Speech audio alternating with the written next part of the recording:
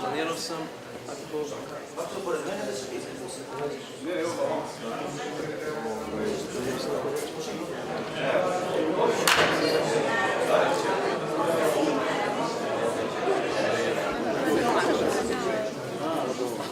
Razumeš?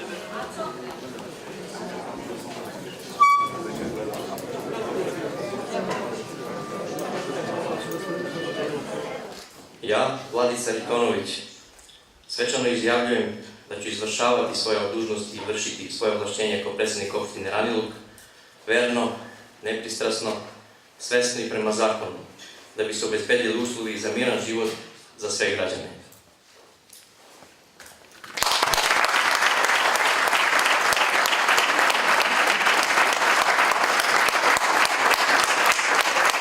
Uvaženi ministre, dragi prijatelji, uvaženi odbornici, dragi sugrađani, gosti.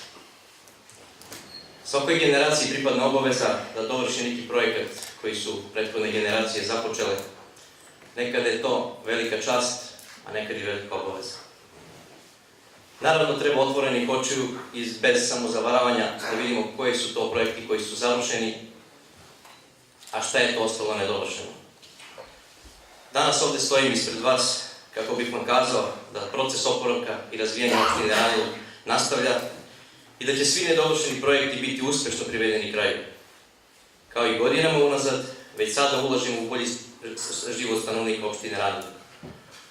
U prošlosti smo radili na mnogim projektima koji pokazuju ozbiljnost opštine i ovom prilikom obećavam da će taj trend biti nastavljen.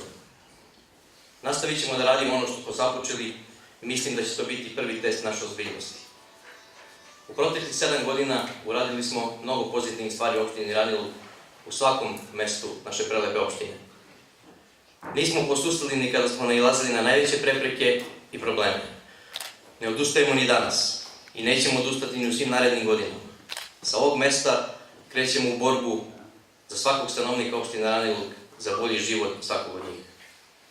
Mislim da smo spremni da pređemo najteže deonice svakodnevnih poteškoća i sada nam ostaje samo da u narednim godinama skupimo energiju, skupimo hrabrost, odlučnost i krenemo u realizaciju svih planova za bolju budućnost opštine Ranilug i svih njenih stanovnika.